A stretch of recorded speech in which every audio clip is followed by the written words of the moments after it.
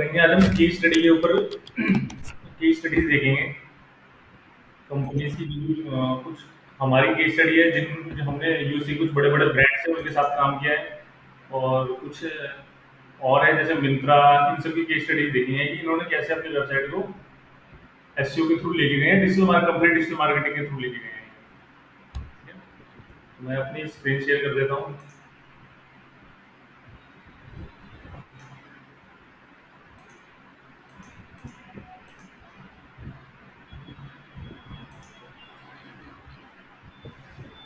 मेरी स्क्रीन दिख रही है आपको?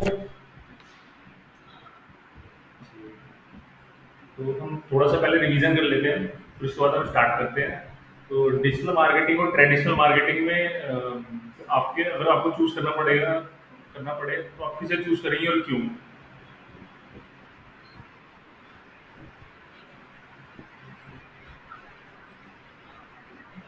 हम्म।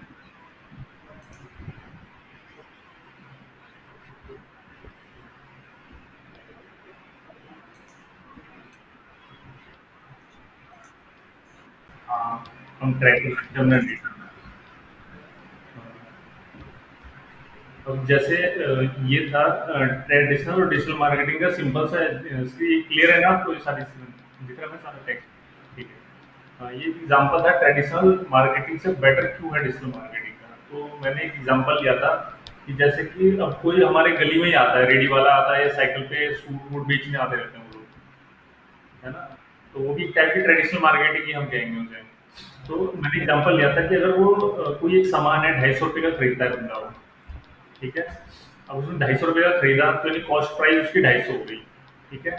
फिर वो सेम कॉस्ट प्राइस पे तो नहीं बेचेगा, उसने क्या करा डबल कर दिया, 500 रुपये कर दिए उसने। और 500 रुपये जब वो दूसरों को प्राइस बता रहा है, उसने परचेज तो किया 250 रुपये में, लेकिन उसे सेलिंग यानी एसपी उसका 500 है सेलिंग प्राइस उसका। अब वो गली में बेचने गया तो बंदे 500 रुपये में तो खरीदेंगे नहीं, थोड़ी सी मांड वाली भी करेंगे, उससे कम रेट वेट भी करवाएंगे। तो उसका जो कॉस्ट पड़ेगा लगभग 350 400 रुपये अगर वो बेचता भी है, ठीक है? तो बंदे 350 400 रुपये लेके आएंगे उसे। तो जो उसका एक्चुअल एसपी होगा वो हम 400 रुपये मान लेते हैं, ठीक है? अब वो अगर बाइक से जाता है तो उसका पेट्रोल वेट्रोल का भी खर्चा आना है। तो अगर हम एक दिन का 50 रुपये भी पेट्रोल का खर्चा मानते हैं उसका, ठीक है? फिर वो उसको भूख भूख भी लगेगी, वो 100 रुपये का कुछ खाना खाएगा। अब वो पैदल ही ट्रैवल करेगा हर कॉलोनी में गली में, तो वो तो थक वो अलग अलग जाएगा, उसको फिजिकल हैरेसमेंट अलग होगी, उसकी फिजिकल स्ट्रेंथ उसकी अलग कम होगी, ठीक है? तो वो मिनिमम ये मार्क है। तो जो फाइनल कॉस्ट प्राइस होता है ना किसी चीज का, वो 250 रुपये +50 +100, तो उसको वो एक प्रोडक्ट का कॉस्ट उसको 400 रुपये बढ़ गया वो सारा मिला के, है ना? और उसमें बेचा कितने में? 400 रुपये में, ठीक है? तो अगर हम प्रॉफिट कैलकुलेट करें तो उसका प्रॉफिट कितना आया? जीरो, है ना? तो इसीलिए जो ट्रेडिशनल मार्केटिंग है उसकी मार्जिन कहा गया बहुत बहुत कम होता है उसका प्रॉफिट, ठीक है? जब तक कि आप कोई हाई इन्वेस्टमेंट ना कर दें। अब जो बड़े बड़े ब्रांड्स हैं आपके पास अच्छे खासे पैसे हैं तो बेशक आप गोरिल्ला मार्केटिंग आप बैनर लगवाइए, पैम्पलेट लगवाइए, लेकिन मैंने ये एक सिंपल सा एग्जांपल लिया था जो हमारे जो लो क्लास फैमिली होती है उनसे, वो अगर ट्रेडिशनल मार्केटिंग का यूज करते हैं तो उनका क्या होता? उनको हमेशा कॉस्ट या तो मैंने ये नहीं जोड़ा, अब उसकी अगर वो रेगुलरली ये करता है तो उसकी तबीयत भी खराब होगी, क्योंकि वो पैदल चलेगा इतने किलोमीटर काफी धूप में जाएगा। हाँ हाँ, ये भी हम इसका भी एग्जाम्पल ले सकते हैं। क्यों नहीं करेगा? उसने क्या करा, अब जैसे सिंपल सा एग्जांपल है ना, फ्लिपकार्ट लीजिए, ये क्या ये वेजिटेबल नहीं बेच रहे आपने करा के? ब्लिंकिट क्या है? ब्लिंकिट नहीं दे रहा? ब्लिंकिट तो पता ही होगा ना आपको? हाँ हाँ, तो हर कोई नहीं कर सकता, तो हम ना, हाँ, तो हर कोई नहीं कर सकता, लेकिन ये भी है, हर कोई कर भी सकता है। अभी इनिशिएटिव तो उसे लेना ही पड़ेगा ना कभी ना कभी। अभी ब्लिंकिट जिसने लॉन्च करा है, जिसने फ्लिपकार्ट लॉन्च करा, अगर वो भी ऐसा सोचता तो वो आज यहाँ पे नहीं होता, ठीक है? हर एक की जर्नी जीरो से ही स्टार्ट होती है, उसके बाद ही वो बंदा कुछ अलग हो जाते हैं, कुछ वहीं पे रह जाते हैं। सारा इंटेंट का खेल होता है। तो ये हमने एक,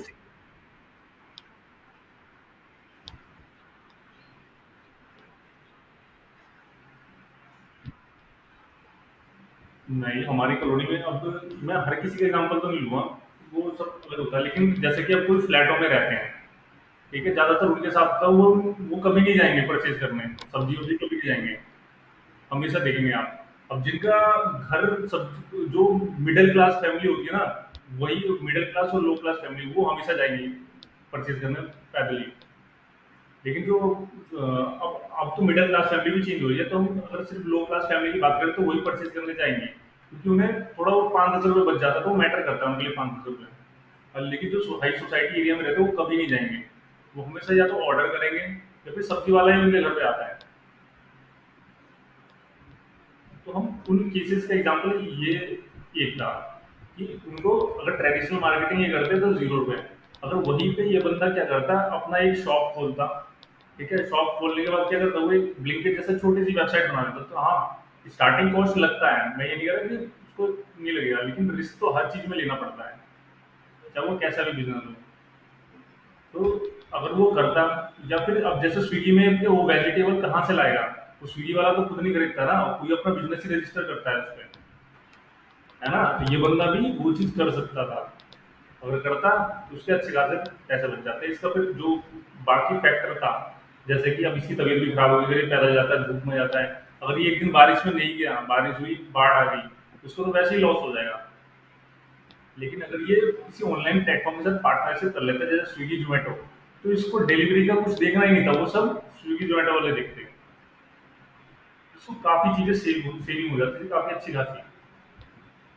तो वही सारा मैटर ऑफ इंटेंट होता है। तो ये एक छोटा सा एग्जांपल था कि ना कैसे डिजिटल मार्केटिंग ट्रेडिशनल मार्केटिंग से बेटर है। ठीक है, इसमें कुछ पूछना है आपको? ठीक है, फिर हम दूसरा देखते हैं। जो दूसरे ये जो कंपोनेंट थे डिजिटल मार्केटिंग के, search engine optimisation, social media marketing, email marketing, content marketing, search engine marketing, इसमें गूगल एड्स, फेसबुक एड्स, वो सारे एड्स आ जाते हैं। ठीक है, फिर mobile marketing, influencer marketing, YouTube marketing, website creation जो हम करेंगे, ब्लॉगिंग, पॉडकास्ट मार्केटिंग, ये सारी चीजें हम करने वाले हैं जो कंपोनेंट है डिजिटल मार्केटिंग के।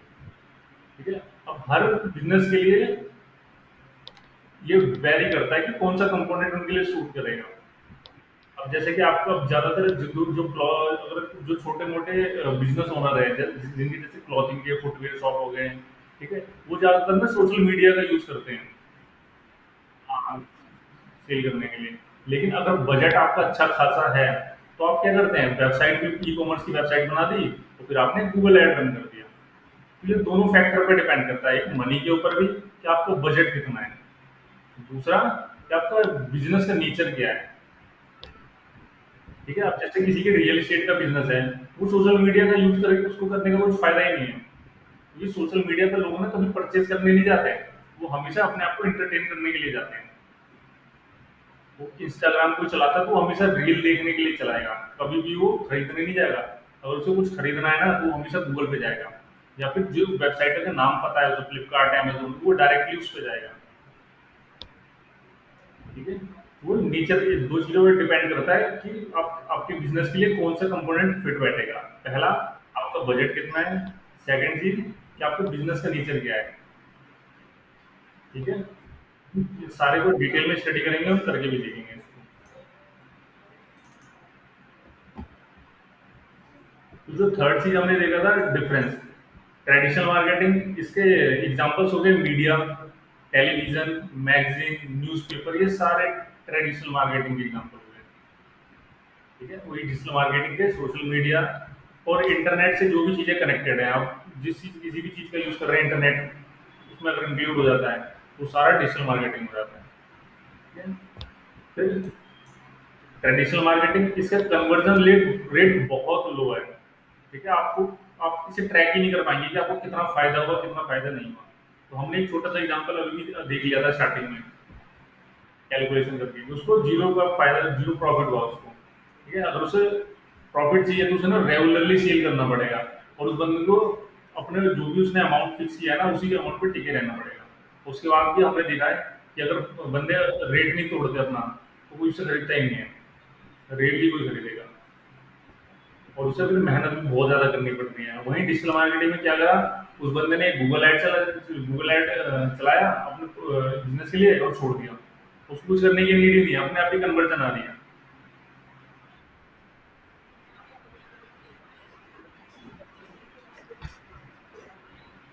हाँ, एक्सपेंसिव हो गया है, लेकिन मैंने कहा ना 2 चीज़ वो डिपेंड करता है आपके बिज़नेस के नेचर पे। अब दूसरा इसलिए भी एक्सपेंसिव हो गया ना कि अब सबको पता है डिजिटल मार्केटिंग सारी चीज़ें ऑनलाइन हो गई हैं। तो आपके कॉम्पिटिटर बढ़ गए हैं। पहले किसी को नहीं पता था, तो डिजिटल मार्केटिंग बहुत लोग आसानी से अफोर्ड कर लेते थे। लेकिन अब कम। हुँ।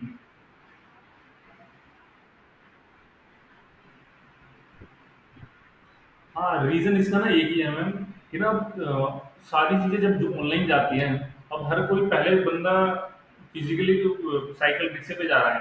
अब उस बंदे ने भी क्या करा, स्विगी, ज़ोमैटो पे अपना कर लिया। तब वो स्विगी, ज़ोमैटो वाले भी तो अपने कमीशन लेंगे। कमीशन लेंगे तो उसे अपना रेट भी बढ़ाना पड़ता है। तो जितने भी बिज़नेसेज़ हैं ना, मैंने बोला कि अब डिजिटल मार्केटिंग का एरा ही है, यही है। अब जो भी अब जैसे अब किसी भी इंडिया मार्ट में भी देखिए, इंडिया मार्ट पे छोटे-छोटे कारपेंटर ने अपना बिज़नेस सेटअप कर रखा है। वो क्या करता है, अगर इंडिया मार्ट भी क्या करता है, कमीशन लेता है अगर कोई बंदा सर्च करेगा किसी कारपेंटर को, तो अगर वो इंडिया मार्ट को एक अमाउंट पे करता है, तो वो क्या करेगा, वो पहले नंबर पे उसको दिखा देगा। तो इसीलिए कंपटीशन बढ़ गया है। तो अब इसलिए आप कह सकते हैं कि डिजिटल मार्केटिंग अब एक्सपेंसिव हो गया है। लेकिन फिर भी ये ट्रेडिशनल मार्केटिंग से काफ़ी ज़्यादा अफोर्डेबल है। अगर आपको रिजल्ट बेटर मिलता है और उसके लिए आपको 100 रुपये एक्स्ट्रा देने ही पड़ते हैं, तो आप दे देंगे। है ना? वही है, आप या तो क्वांटिटी चूज़ कर लीजिए या क्वालिटी चूज़ कर लीजिए।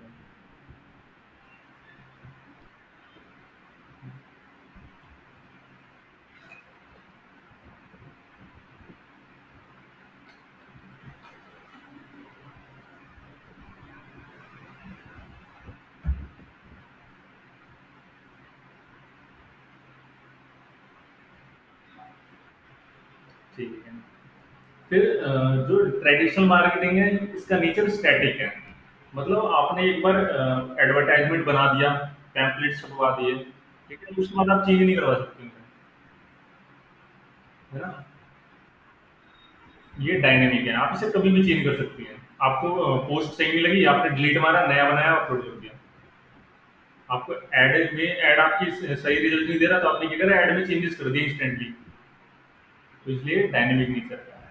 तो वही ट्रेडिशनल मार्केटिंग का जो रिटर्न ऑन इन्वेस्टमेंट है, ये बहुत डिफिकल्ट है मेजर करने के लिए भी, और ये लो भी होता है इसका। लेकिन तो हम ट्रैक ही नहीं कर पाएंगे। हाँ। ठीक है? और डिजिटल मार्केटिंग का बहुत ईजी होता है, क्योंकि आपके पास टूल्स ही होते हैं इतने।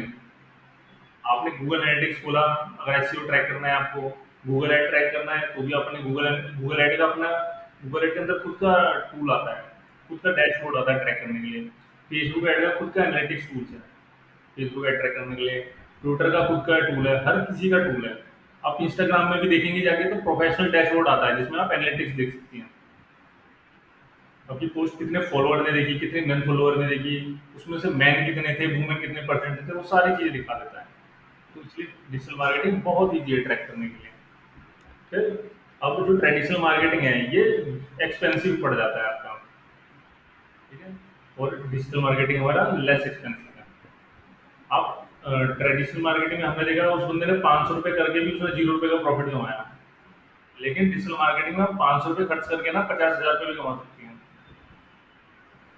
ठीक है? और जो ट्रेडिशनल मार्केटिंग है, ठीक है, ये इस ट्रेंड मतलब फिक्स है। इसका जो मेथड ऑफ इम्प्लीमेंटेशन है वो हमेशा फिक्स रहता है।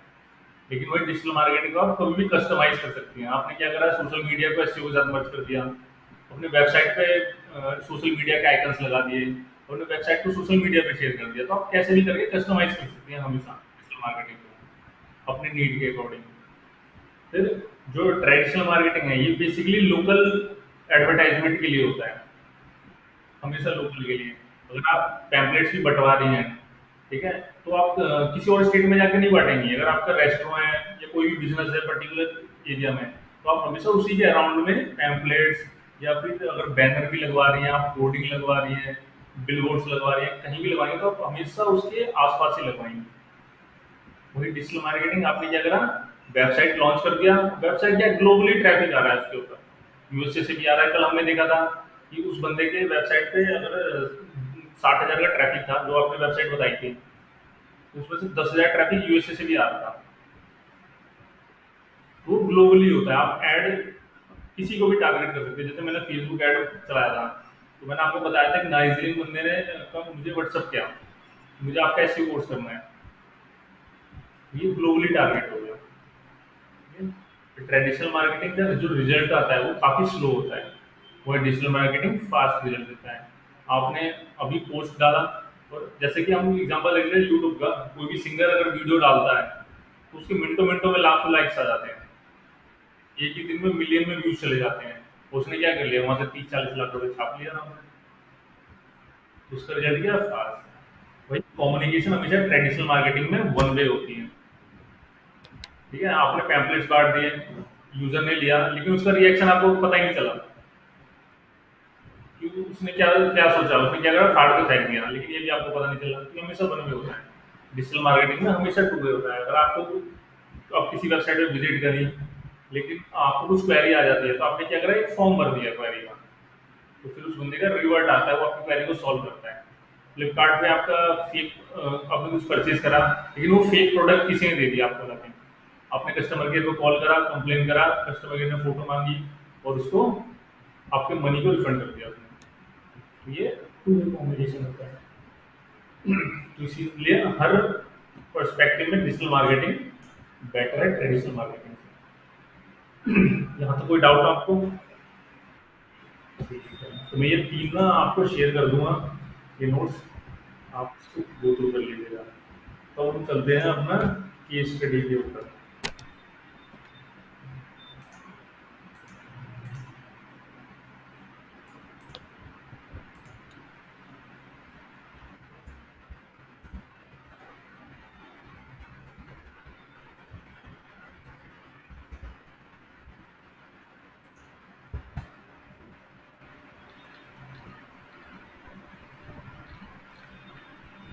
अभी कुछ ब्रांड्स हैं जो यूएसए में काफ़ी फेमस है, जैसे एमजीपी पेंटिंग। हम इसके बारे में डिटेल में स्टडी करेंगे। इसी के साथ साथ मैं आपको टूल्स भी यूज़ करना सिखाता चलूँगा, वो तो अलग से ही सीखेंगे हम, लेकिन साथ साथ में भी आपकी ताकि बाद में जब हम डिटेल में सीखें तो आपको रिवीजन हो जाए।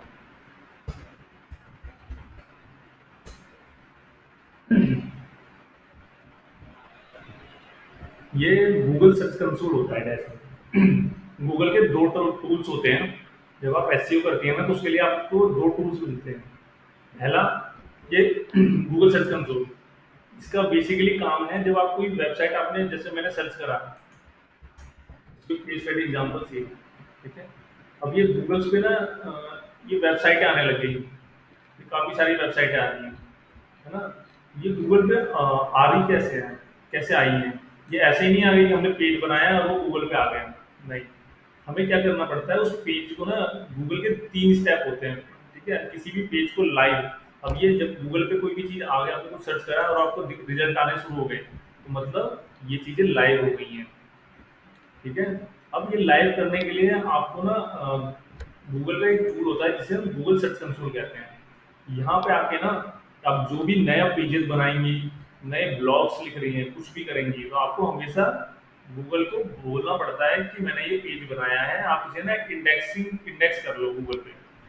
जब गूगल इंडेक्स कर लेता है, तो वो यहाँ पे लाइव हो जाते हैं, ये सारे लाइव पेजेस होते हैं, इन्हें कहते हैं लाइव पेजेस, ठीक है। गूगल पे यानी इंडेक्स हो गए हैं आपके पेजेस।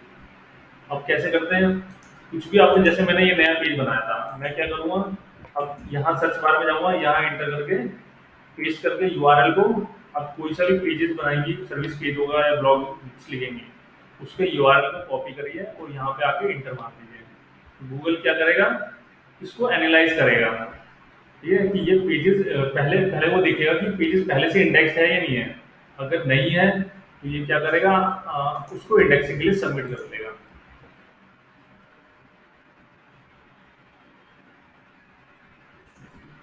और उससे पहले हम ना ये अकाउंट सेटअप करना पड़ता है, ये प्रॉपर्टी सारी सेटअप करनी पड़ती है। जब हम आपकी वेबसाइट बनाएंगे ना, तो उस समय सीखेंगे सारा सेटअप करना। यहाँ से आपको ना वो प्रोजेक्ट चुनना होता है, जिस प्रोजेक्ट का ये वेब यूआरएल है, ये रेलिकस का है। तो आपको यहाँ से आके रेलिकस की प्रॉपर्टी चूज करनी पड़ती है। यहाँ से मैंने रेलिकस की प्रॉपर्टी चूज करा, अब ये ठीक है। फिर उसके बाद यहाँ पे आप पेस्ट करके उस पेज को, जिसको भी आपको इंडेक्स करवाना है, लाइव करवाना है, इंटर कर दीजिए। गूगल क्या करेगा, इसको एनालाइज करना शुरू कर देगा। अब यहाँ पे देख सकते हैं चीज आया, यूआरएल इज ऑन गूगल, यानी ये यूआरएल गूगल पे पहले से ही है। अगर ये पहले से नहीं होता तो यहाँ पे ये ऑप्शन आता है URL is not on Google. उसके बाद यहाँ पे एक बटन आता है रिक्वेस्ट इंडेक्सिंग का, जैसे कि मैं आपको दिखाता हूँ।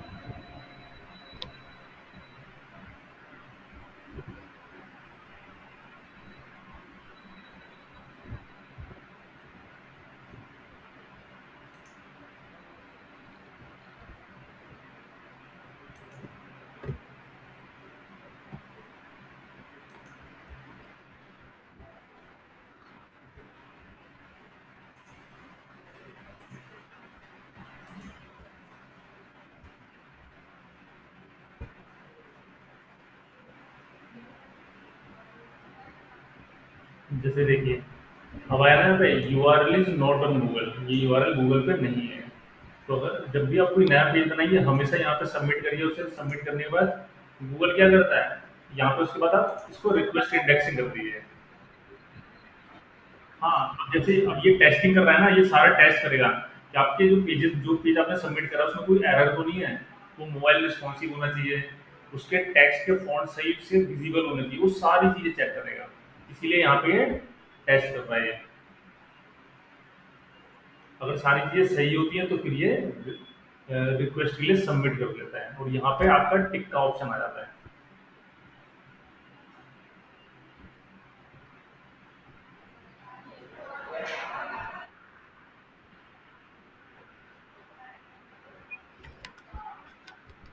हाँ,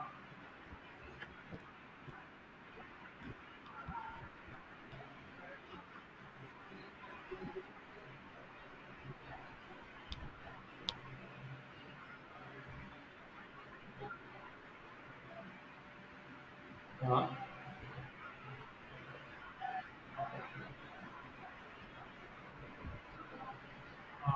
हाँ, टाइप नहीं करना पड़ेगा, आप यूआरएल को डायरेक्टली कॉपी कर दीजिए और यहाँ पेस्ट पेस्ट कर दीजिए। जैसे देखिए यहाँ पे इंडेक्सिंग रिक्वेस्ट रिजेक्टेड हो गया।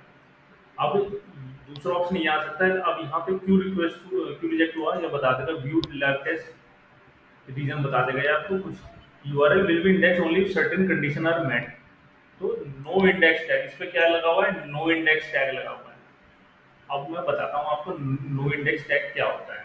ठीक है, अब देखिए हम जैसे जैसे प्रैक्टिकल करेंगे ना, वैसे वैसे चीजें आती रहेंगी, वैसे वैसे मैं बताता जाऊँगा आपको। ठीक है, अब जैसे कि मान लीजिए आपने कोई पेज बनाया, मैं ये पेज बना रहा था, मैं आपको दिखाता हूँ। मैं बोलता हूँ इस पेज को, ठीक है, आपको आंसर भी समझ आ जाएगा। हमेशा आपको ये करना है, जैसे आपने वेबसाइट बनाया, वेबसाइट पे आप ब्लॉग्स तो लिखेंगे ही लिखेंगे। अगर आपकी मान लीजिए आपको ई कॉमर्स से अपनी वेबसाइट बनानी है, तो भी आप वो प्रोडक्ट का पेज बनाएंगे ही बनाएंगे, अबाउट अस का पेज बनाएंगे, सर्विस पेज का बनाएंगे। ठीक है, हर चीज बनेगा आपका। ठीक है, तो वो एक पेज सर्विस पेज ही मान के चल रहे हैं।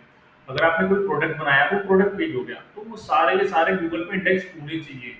तभी तो कोई सर्च करेगा, तब तो आपका पेज आएगा, वो तो वहां से परचेज करेगा। तो उसी के लिए हम क्या करते हैं, जब भी आपने कोई पेज बनाया तो हर पेज का एक यूआरएल बन जाता है अपने आप ही, ऑटोमेटिक। ठीक है, हम ये देखेंगे, जब हम करेंगे ना प्रैक्टिकल तब हम देखेंगे।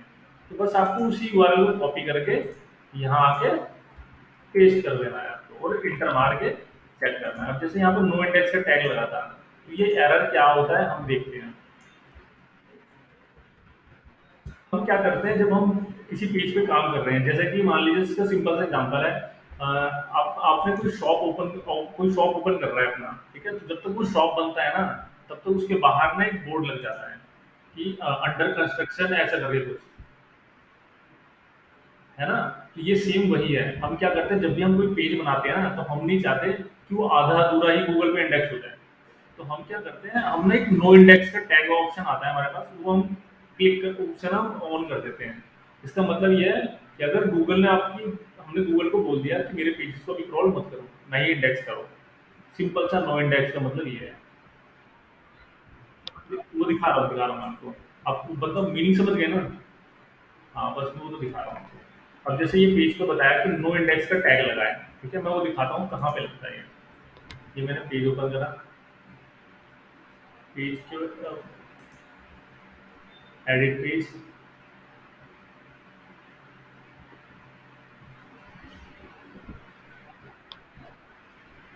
है। हाँ, रैली का है। मैं आपको सारा जितनी भी चीज़ें सिखाऊंगा ना, वो प्रोजेक्ट पे ही सिखाऊंगा। आपने लोगो वोगो रेडी कर लिया, नाम वाम सोच लिया? है ना? ठीक है। और पेजेस वेजेस रीनेम कर लिए हैं? जो भी नाम आपको रखना है उसके अकॉर्डिंग कर लीजिए, और उस पे ना एक दो पोस्ट डालना शुरू कर दीजिए, ठीक है? ताकि पेज एक्टिव हो जाए। अब ये देखिए, यहाँ पे ना ये रैंक मैथ ना एक प्लगइन होता है एसईओ का, ठीक है? ये एसईओ आपको ना वेबसाइट में एसईओ एसईओ करने के लिए हेल्प करता है। ये आपको कंडीशन बताएगा, ठीक है? ये आपको ये रैंक में दिख रहा है लिखा हुआ। हाँ, तो ना ये प्लगइन्स होते हैं जो वर्डप्रेस में आते हैं। ये बेसिकली आपको ना एसईओ के स्कोर्स बताते हैं कि आपने जैसे अब कोई वेबसाइट रैंक करती है, वो एसईओ की वजह से ही रैंक करती है, जाहिर सी बात है, ठीक है? तो ये प्लगइन ना आपको कुछ कंडीशन बताता है कि आपकी वेबसाइट में क्या क्या चीजें होनी चाहिए जिसकी वजह से आपका पेज रैंक करे। अगर आप वो सारी चीजें ऑप्टिमाइज करते हैं तो ये आपको ना एक स्कोर देता है।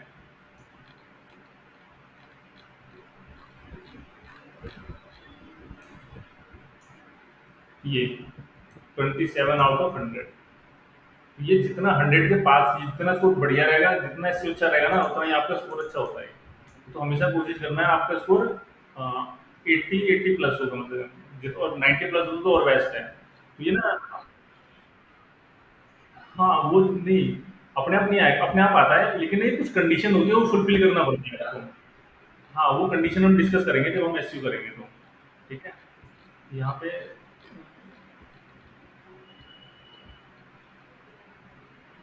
ठीक है, वो सारा हम डिस्कस करेंगे, ठीक है? यहाँ पे देखिए, फिर हम यहाँ पे देखिए नो इंडेक्स का टैग लगा हुआ है, ठीक है? यहाँ पे सारी, अब ये ना हमें कुछ ऑप्शन देता है, जैसे ये फोकस कीवर्ड। हर एक पेज आप जब बनाती हैं तो वो एक पर्टिकुलर कीवर्ड को ध्यान में रख के ही बनाती हैं आप, है ना? जैसे कि अगर मैन, अगर कोई शूज है, वो मैन के लिए है पर्टिकुलर, और ब्लैक कलर का शूज है वो प्रोडक्ट आपका, ठीक है? नाइकी का शूज है ब्लैक कलर का, और मैन के लिए स्पेशली, ठीक है? तो आपका कीवर्ड क्या हो जाएगा? क्या आप टर्म यूज करेंगे उसको रैंक करवाने के लिए, बताइए मुझे। ब्लैक भी करेंगे आप ब्लैक वर्ड भी आपको यूज करना पड़ेगा। अगर किसी का हाँ, तो ये ना कीवर्ड हो जाता है, तो इसी को हम फोकस कीवर्ड कहते हैं, मतलब जिसके ऊपर आपका पूरा पेज बना हुआ है, जिस कीवर्ड को ध्यान में रख के आपका पूरा पेज बना हुआ है। अब ये जो मेरा पूरा पेज है ना, ये मेरी लिस्ट हमारा क्लाइंट है, इसकी पीपीसी की केस स्टडी के ऊपर हमने पूरा केस स्टडी बनाया हुआ है गूगल एड्स के ऊपर। तो मेरा यही फोकस कीवर्ड हो जाएगा, ठीक है? अब यहाँ देखिए, यहाँ पे कुछ कंडीशन लिखी हुई है। Focus keyword does not appear in title, focus keyword not found in SEO Meta description. ये वही कंडीशन है जिसको अगर आप फुलफिल कर देती हैं तो आपका ये स्कोर बढ़ता चला जाएगा, ठीक है? तो यही, हाँ वो बता रहा हूँ मैं, पहले ये चीजें समझा रहा हूँ ना, समझ लीजिए, वो तो बताऊंगा मैं, ठीक है? तो यही वो कंडीशन है, यही वो चेकलिस्ट है जो आपको पूरी करनी होती है। अपने कीवर्ड, फोकस कीवर्ड क्या होता है? ये यहाँ पे जो भी डालेंगी वो आपका टाइटल में आना चाहिए, डिस्क्रिप्शन में आना चाहिए। टाइटल डिस्क्रिप्शन क्या होता है ये बताऊंगा मैं। यूआरएल में आना चाहिए। Does not appear at the beginning of your content, starting में नहीं है। Does not appear in the content, content पूरे कंटेंट में ही नहीं है। आपका कंटेंट 11 में 20 वर्ड्स का है, गुड जॉब। यानी ये ग्रीन ओवर हो, जितना बड़ा कंटेंट लिखेंगे ना, ये ग्रीन भी हो जाता है पूरा। जैसे देखिए ऐसे ग्रीन हो जाता है। जैसे आप चेकलिस्ट पूरी करते जाएंगे ना, ये सारे क्रॉस टिक होते चले जाएंगे। इसी तरह और ये चेकलिस्ट आते हैं कुछ, फिर ये चेकलिस्ट होते हैं, फिर ये चेकलिस्ट होते हैं, ये सारे आपको ग्रीन करने होते हैं। तब आपका स्कोर 100 तक भी पहुंच जाता है, 100 आउट ऑफ 100 में। ठीक है, यहाँ तो कोई डाउट नहीं। ठीक है, अब ये जनरल सेटिंग हो गई। अब कुछ सेटिंग होती है एडवांस सेटिंग। ठीक है, अब एडवांस में जाएंगे तो यहाँ देखिए कुछ टैक्स के हमें ऑप्शन मिलते हैं।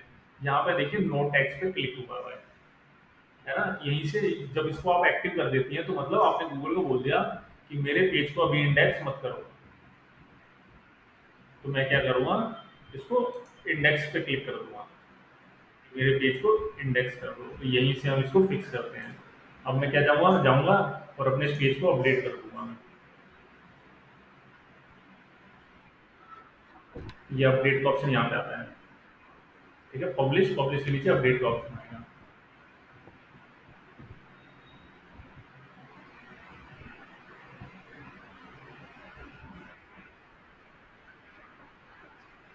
हाँ, पीछे मतलब पीछे दिखेगा, लेकिन आप इसे ऑप्टिमाइज 100 के जितना पास ले जा सकती है उतना ले जाइए।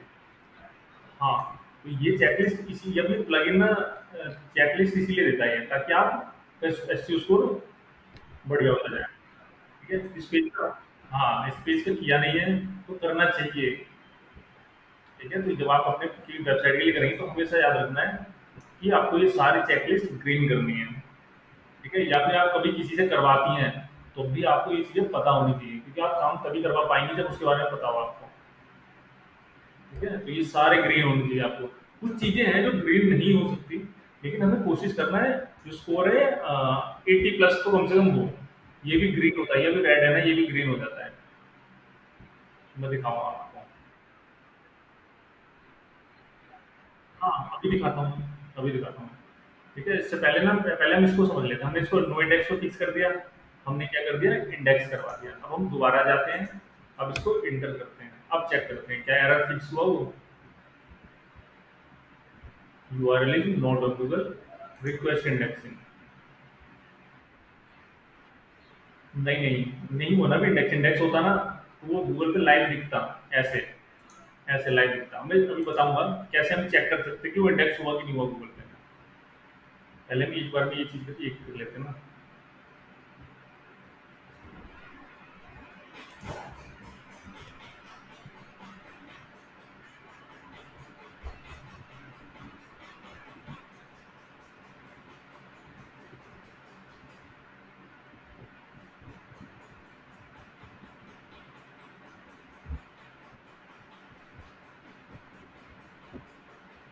देखिए, मैं बताता हूँ, जैसे ये मेरा पेज था। ठीक है, अगर मुझे चेक करना है ये इंडेक्स हुआ कि नहीं हुआ, तो ये लिख लीजिएगा आप। ठीक है, कुछ चीज़ें आप लिख लीजिए तो याद रहेगा।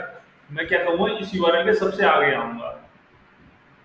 ठीक है, आगे आने के बाद आपको लिखना है साइट कॉलर, उसके बाद इंटर मार दीजिए। अब इंटर मारते ही देखिए यहाँ पे ये पेज आ गया गूगल पे, मतलब ये पेज इंडेक्स हो चुका है गूगल पे। अब ये रैंक भी कर सकता है। तो इस तरह से हम चेक कर सकते हैं कि कोई भी पेज इंडेक्स हुआ है या नहीं हुआ है गूगल पे।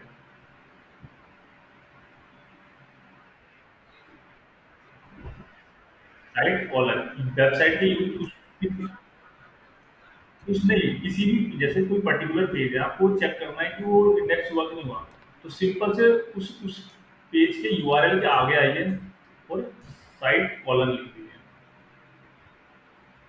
ठीक है, तो इस और इंटर मारिए तो शो कर देगा कि वो इंडेक्स हुआ है कि नहीं। अगर हुआ है तो यहाँ पे अपीयर हो जाएगा, वरना अपीयर नहीं हुआ। ठीक है, अभी देखिए request indexing requested error fix हो गया, गॉट इट। अब उसके बाद यहाँ पे टिक आ गया, इंडेक्सिंग रिक्वेस्टेड, इसके एरर फिक्स हो गया। तो अगर इस टाइप का एरर आता है तो आप ऐसे फिक्स कर सकते हैं। ठीक है, अपने उस पेज के डैशबोर्ड में जाइए और यहाँ से जाके नो इंडेक्सिंग का टैग सिंपल सा रिमूव कर दीजिए, ये आपको एडवांस में ऑप्शन मिलता है। ठीक है, उसके बाद अपडेट कर दीजिए।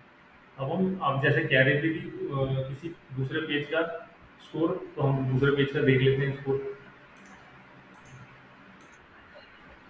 आपको नहीं दिखेगा, मतलब आप कैसे देखेंगे, आपके पास ये एक्सेस नहीं है ना डैशबोर्ड का। ये आपको ये डैशबोर्ड का एक्सेस नहीं होगा ना आपके पास, है ना। जब आपकी वेबसाइट बनेगी ना, रोज उस समय देखेंगे, उस समय देख लीजिएगा। ठीक है, तो तक मैं आपको ऐसे लाइव दिखा दे रहा हूँ।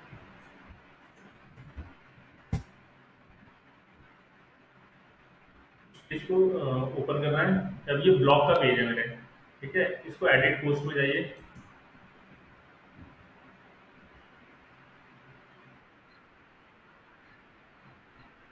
नहीं, उसका नहीं देख सकती, उसका स्कोर नहीं देख सकती आप। अ, तो कुछ एक्सटर्नल टूल मिलते हैं, लेकिन ऐसे इंटरनली देखने के लिए ना उस वेबसाइट का आपको एक्सेस चाहिए प्रॉपर। यहाँ देखिए एस स्कोर 89 है, ठीक है। ग्रीन, हम इसकी चेकलिस्ट देख रहे हैं।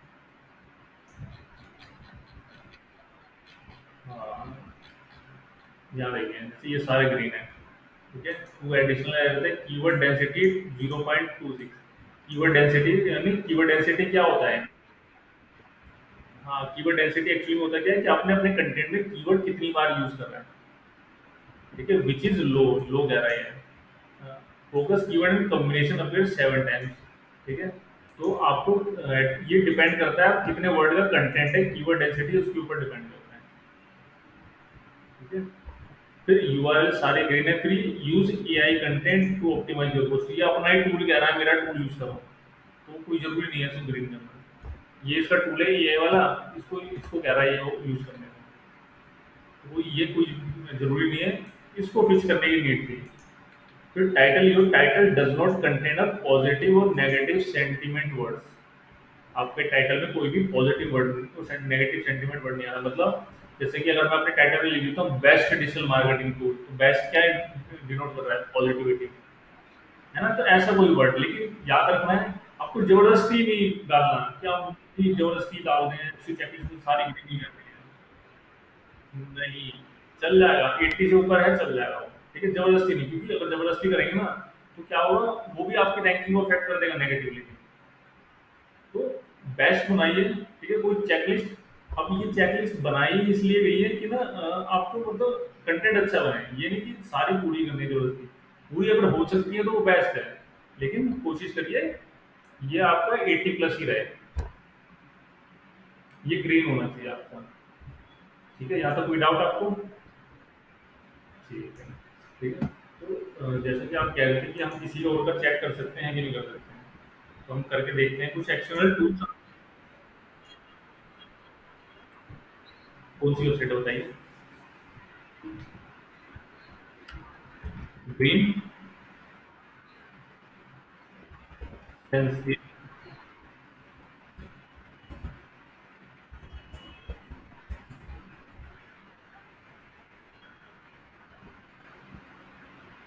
यही है।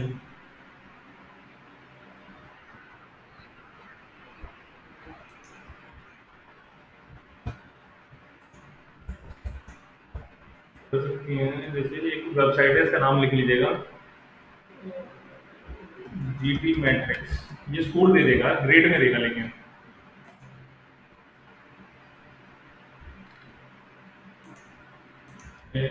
इस वेबसाइट का नाम लिख लीजिएगा। और एक और है, वो भी दिखाऊंगा मैं आपको, एक एसयूबिलिटी। ये दो एक्सटर्नल वेबसाइट है जो आपकी वेबसाइट के स्कोर को बता देती हैं। एसयूबिलिटी,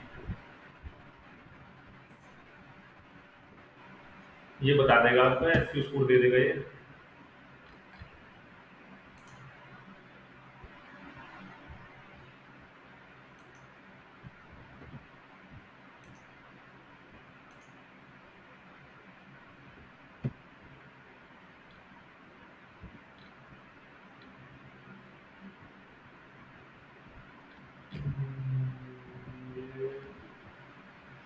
लॉग इन करने को बोल रहा है।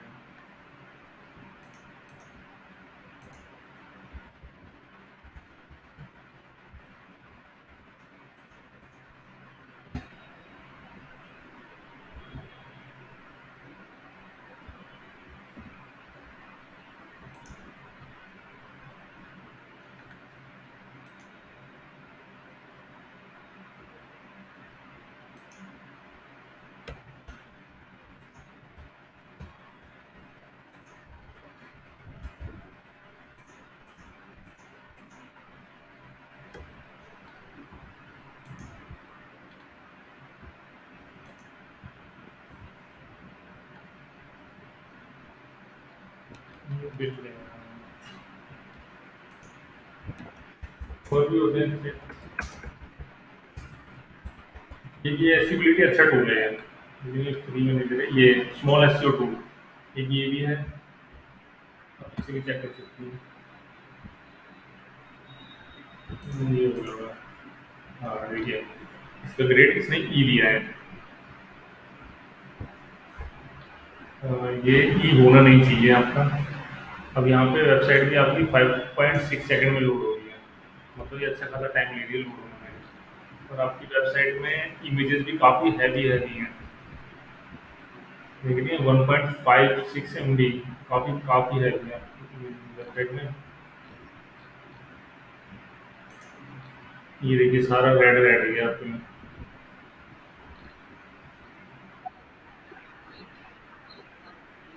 हाँ हाँ और एक काम करेंगे ना, जब एसईओ सीखेंगे ना, तो आप इसी इसी वेबसाइट के ऊपर सीखते हैं जब, ठीक है तो आपको पता भी चल जाएगा।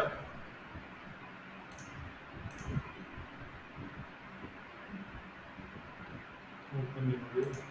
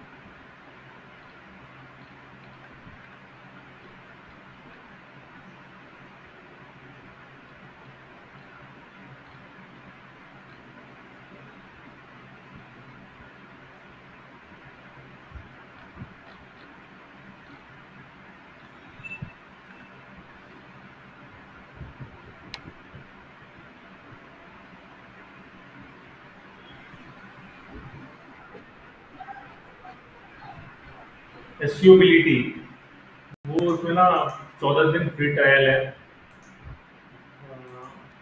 ये एसईओबिलिटी 14 दिन तो फ्री ट्रायल है, लेकिन इसमें क्रेडिट कार्ड वो सब ऐड करना पड़ेगा।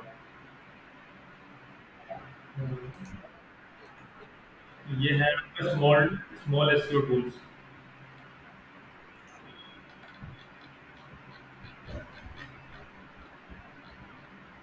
ये बहुत टाइम लेता है ये।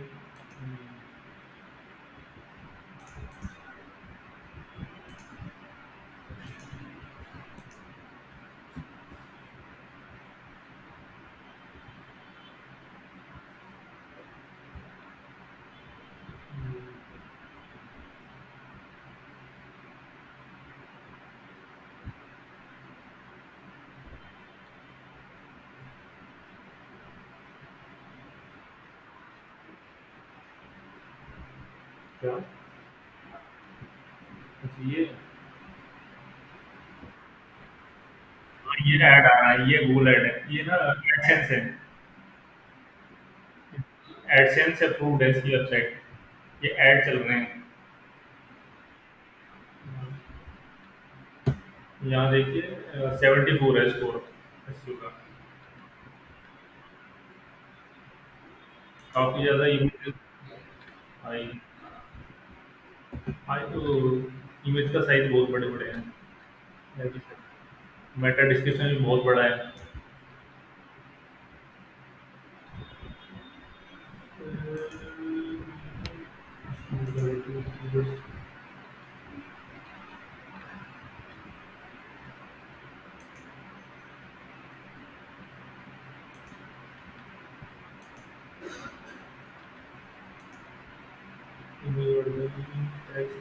इसमें इमेज और टेक्स्ट नहीं है, सीएसएस की कमी, सीएसएस आपकी जो कोडिंग है वो काफी ज्यादा ज्यादा बढ़ गई है। किस पे, वर्डप्रेस पे ये वेबसाइट?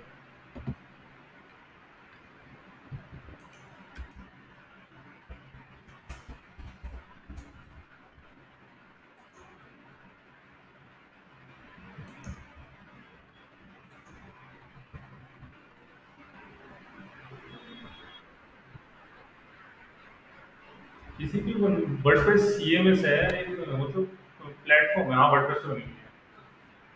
हाँ, वर्डप्रेस पे अगर प्रोडक्ट की इमेजेस है तो आप शॉपिफाई पे बना सकती हैं, विक्स पे भी बनती है, अलग अलग वो है, सीएमएस होते हैं। आपको कोडिंग से बनवानी है तो कोडिंग से बनवा लीजिए, किसी से भी बना सकते हैं, वो तो बन जाता है। ये वर्डप्रेस पे बनी हुई है।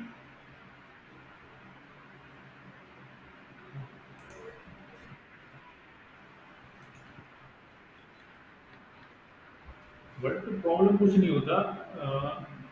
बस ये वर्डप्रेस इजी है कि लोगों को ना कोडिंग वोडिंग की कुछ जरूरत नहीं पड़ती, वो एक थीम इंस्टॉल करते हैं, उनकी वेबसाइट रेडी हो जाती है। कोडिंग में ये होता है कि ना मैनुअली सारा करना पड़ता है, कॉस्ट थोड़ा ज़्यादा पड़ता है उसका। अगर आपको अच्छी खासी वेबसाइट चाहिए तो 1.5-2 लाख रुपए आराम से लग जाता है उसमें। और लेकिन ये फायदा होता है कोडिंग की वेबसाइट का ना कि वो हैकेबल नहीं होती, उसे जल्दी कोई हैक नहीं कर सकता। और वर्डप्रेस की वेबसाइट है कि उसमें ना सारी थीम वो सारे ना हैकेबल होते हैं। आपको सिक्योरिटी का बहुत ज़्यादा वो रहता है, डर रहता है उसमें। और वर्डप्रेस पे ये है कि ना थीम है, कई बार क्या होता है थीम के बिना अपडेट अपडेट वर्जन आते हैं। हर अपडेट वर्जन में कंफर्टेबल नहीं होता आपके वेबसाइट के साथ, तो क्या होगा कभी आपने अपडेट कर दिया तो गलती से ना आपको पूरी पूरी की पूरी थीम ही बिगड़ जाएगी। आपको प्लगइन्स इंस्टॉल करने पड़ते हैं एक्सटर्नल फंक्शन के लिए। तो आपने प्लगइन इंस्टॉल करा, वो क्या होता है वर्डप्रेस के वर्जन के साथ कंपेटिबल नहीं होते हैं कभी कभार। तो सारा का सारा वेबसाइट खराब हो जाएगा आपका। हाँ हाँ हाँ हाँ। वो सारा का सारा वो पूरा इसलिए ना बहुत ध्यान में रखना पड़ता है जब वर्डप्रेस की वेबसाइट होती है तो। ठीक है। हाँ, कोडिंग से ये है कि फिर ना वो ज़्यादा बेस्ट होता है कोडिंग का। तो उसमें फिर कोई अपडेट वपडेट का कोई चीज़ नहीं रहती। आपने एक बार बना दिया वो चल रही है।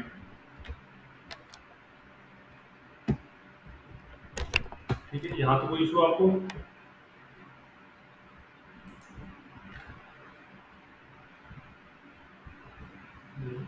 तो हम आगे स्टार्ट करते हैं। तो हमने यहाँ कुछ इशूज देखे हैं। ठीक है। फिर नो इंडेक्स वाला भी हमने इशू देखा। ठीक है। अब हम चाहते हैं अपनी केस स्टडी के ऊपर वापस लौटते हैं।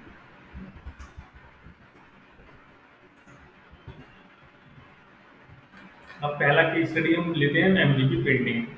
ठीक है। अब इसके बारे में समझेंगे।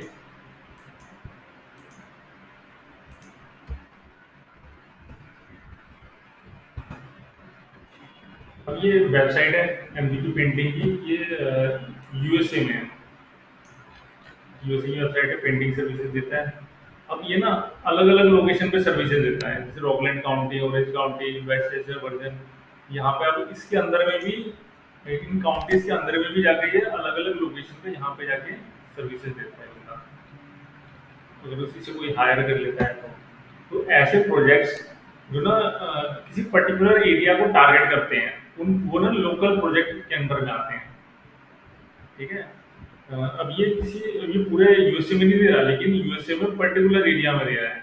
और इसके अंदर भी ये सारे रॉकलैंड काउंटी में नहीं दे रहा, कि उसके अंदर भी पर्टिकुलर एरिया भी दे रहा है। तो ऐसे प्रोजेक्ट्स को हम लोकल प्रोजेक्ट्स कहते हैं। तो मतलब ये लोकल एरिया में सर्विसेज देता है। तो उसको जब रैंकिंग चाहिए होगी, जब ये अपनी विजिबिलिटी इंक्रीज करना चाहता होगा वेबसाइट के, तो भी ये लोकल एरिया में ही करवाना चाहेगा। ठीक है। अब इसको कोई फायदा नहीं है अगर मैं पूरे का पूरे यूएसए में रैंक करवा दूँ तो। ठीक है। वहां तक अगर ये सर्विसेज नहीं देता, या फिर अगर मैं इसे ग्लोबली इंडिया में भी रैंक करवा दूं तो कोई फायदा नहीं है इसका। तो ऐसे प्रोजेक्ट सबसे पहले भी जब हम किसी प्रोजेक्ट पे काम करते हैं तो हमें समझना होता है कि वो जो प्रोजेक्ट है उसका नेचर क्या है। क्या वो लोकल नेचर का है, या फिर ग्लोबल नेचर का है, या वो कंट्री वाइज अपनी रैंकिंग सर्विसेज देता है। तो उसी के बेसिस पे फिर हम अपनी स्ट्रेटेजी बनाते हैं और अपना काम स्टार्ट करते हैं। तो ये जो प्रोजेक्ट है एमजीपी पेंटिंग, ये लोकल एरिया में सर्विसेज देता है। तो जब हमें एक बार पता चल गया, तो उसके बाद हम जो भी स्ट्रेटेजी बनाएंगे वो इसी चीज को ध्यान रख के बनाएंगे कि इसके आसपास के एरिया में ही ये रैंक करें। ठीक है। तो फिर हमने पहले सबसे पहले हमने क्या करा, अब ये क्लाइंट, ठीक है, हमने इसके बिजनेस को समझ लिया। अब ये जो बंदा था इसको भी, इसका भी गोल यही होता है था कि ना इसको आसपास के एरिया में रैंकिंग, जब भी कोई सर्च करे पेंटिंग सर्विसेज नियर मी, या फिर उसके आसपास जो भी इसकी जहाँ भी सर्विसेज देता है, तो इसकी वेबसाइट ही आए और इसकी सेल जनरेट हो।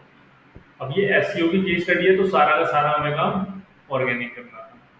ठीक है। अब पहली चीज हमने यही होती है कि हम नेचर समझे वेबसाइट का कि उसका नेचर क्या है। सेकंड चीज वो क्या लोकेशन, क्या वो हर जगह पे रैंकिंग चाहता है अपनी, या फिर किसी पर्टिकुलर एरिया में। ठीक है। तो जैसे ही प्रोजेक्ट लोकल था, तो इसका मतलब ये पर्टिकुलर एरिया में रैंकिंग देना चाहता है, रैंकिंग देना चाहता है। अब इसके बाद हमें ये भी समझना होता है कि जो बिजनेस है, ठीक है, अब जैसे पेंटिंग का बिजनेस है, ये पूरे साल नहीं चलेगा। इनका ज्यादातर लोग पेंटिंग की सर्विसेज लेते हैं किसी फेस्टिवल सीजन में, या फिर कोई नया घर बनाता है अपना तो। ठीक है। तो लेकिन इनकी पीक हमेशा रहेगी जब कोई फेस्टिव सीजन आए। जैसे इंडिया में दिवाली पे लोग पुताई करते हैं। ठीक है। उसके बाद रियरली कोई करता है, तो मतलब सेल्स आपसे भी ज्यादा रिड्यूस हो जाती है। क्या? हम कुछ कह रहे हैं आप?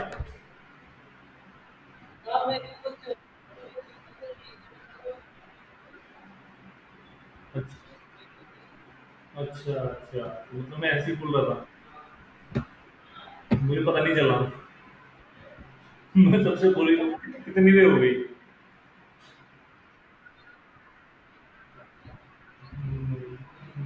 कहाँ तक चलती, कोई कोई इशू नहीं है। अब कहाँ तक लास्ट तक हुआ था? हाँ,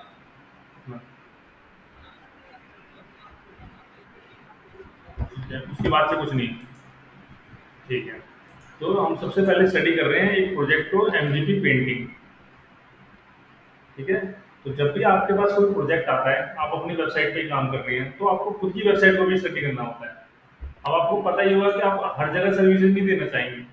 ठीक है। अगर आपका क्लॉथिंग का बिजनेस है, ठीक है, तो आप आपका लोकेशन क्या था, टारगेट लोकेशन क्या था सेलिंग का?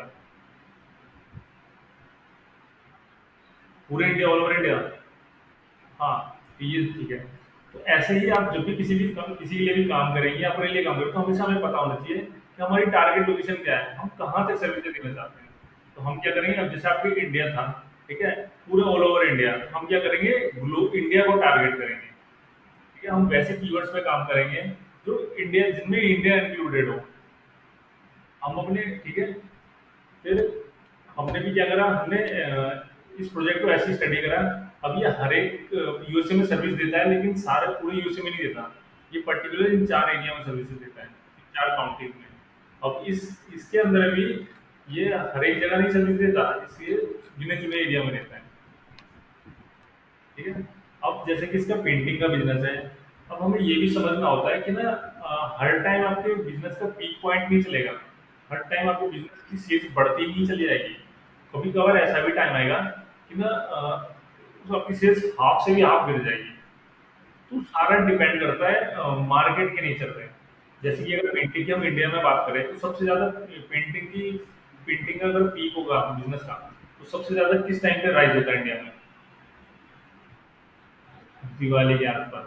और अगर हम दिवाली को हटा दें इंडिया से, तो ना ऑलमोस्ट जो भी पेंटिंग सर्विस देता है उसकी सेल्स हमेशा हाफ हो जाएगी, हाफ से भी कम गिर जाएगी। क्योंकि कोई तभी यूज करेगा फिर जब उसका कोई नया घर बनता है। वरना कोई पेंटिंग सिर्फ बंदा लोग करवाता है ना, तो दिवाली के टाइम पे ही करवाता है। तो ये बिजनेस का नेचर होता है, तो हमें समझना समझना पड़ता है कि हर टाइम बिजनेस राइज पे नहीं चलेगा। ठीक है। तो हमें क्या करता है, हमें उसी के अकॉर्डिंग फिर तैयार रहना पड़ता है। ठीक है। तो इसके, ठीक है, तो हमने भी यही करा। ठीक है। हमने भी इसके नेचर, बिजनेस को नेचर को समझा। जब हमने इस पे काम करना शुरू करा था, ठीक है, तो इसकी वेबसाइट पे ना 155 क्लिक्स थे।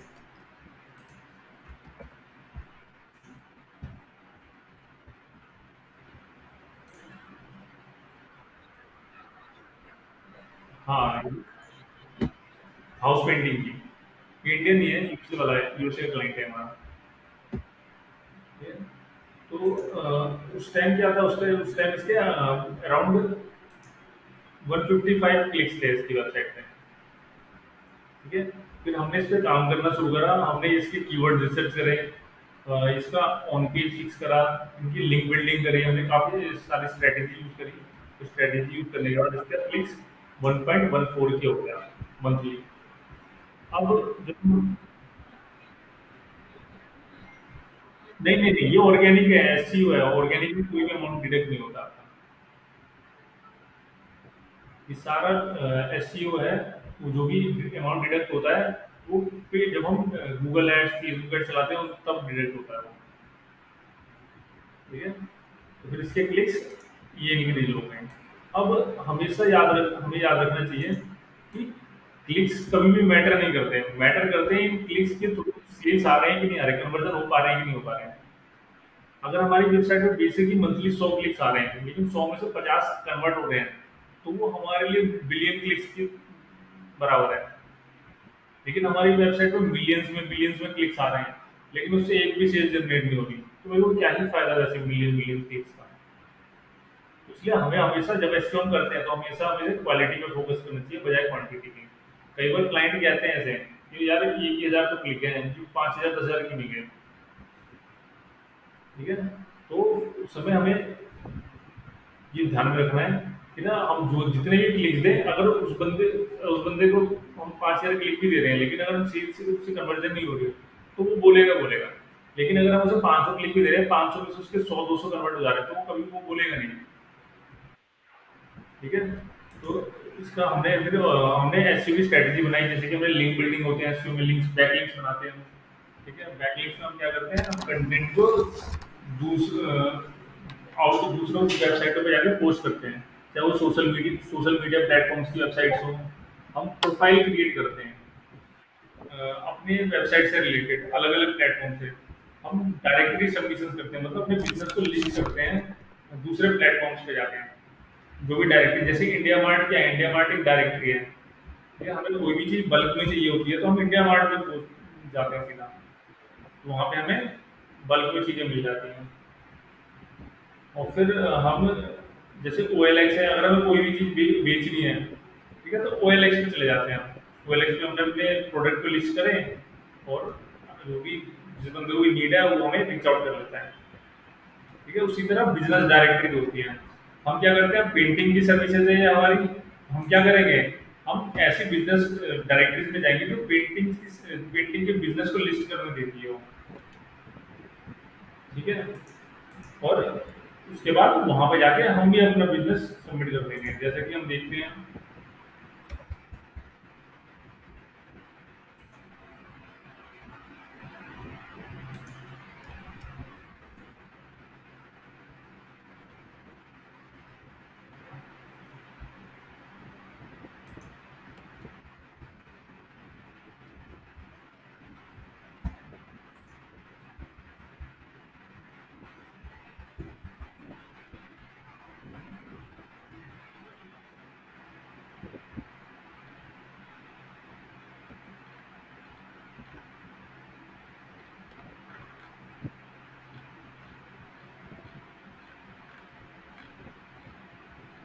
अब जैसे देखिए यहाँ पे काफी सारे ना बिजनेस लिस्ट हैं, जैसे ये पेंटिंग का सर्विसेज है।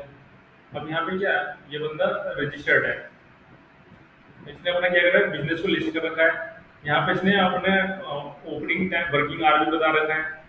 फिर यहाँ पे इसने सर्विसेज भी बता रखी है, क्या क्या सर्विसेज ये करता है। फिर टाइमिंग, लोकेशन, इसमें सारी चीजें मेंशन करनी है। अगर मुझे चाहिए होगा, जैसे कि अगर मैं ढूंढता हूँ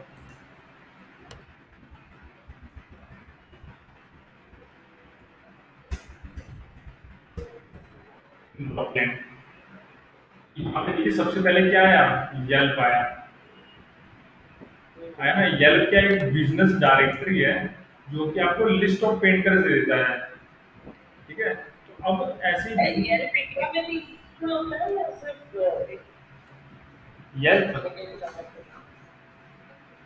किसकी बात कर रही हैं आप?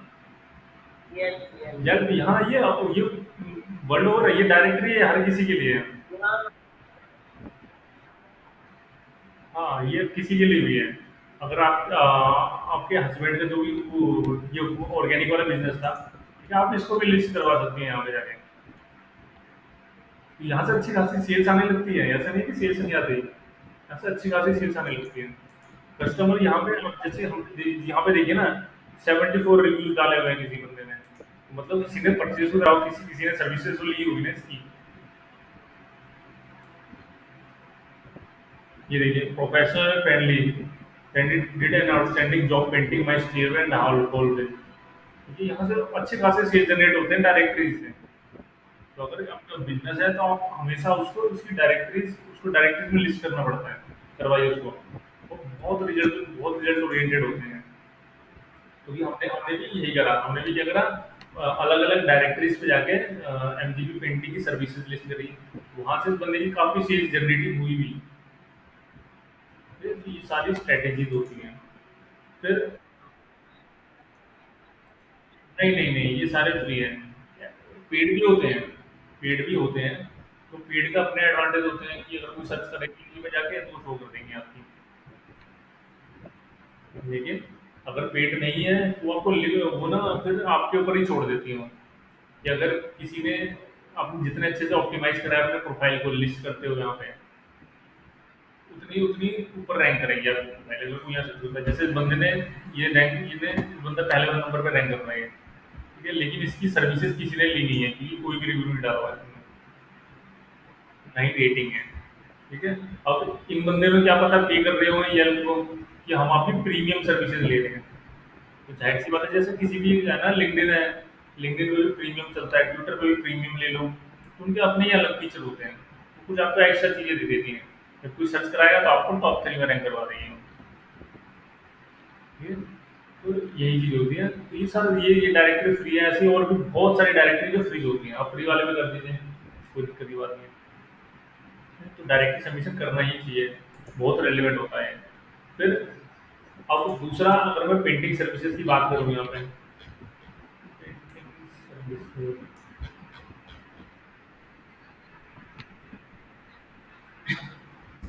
करने वाले तो करते ही हैं।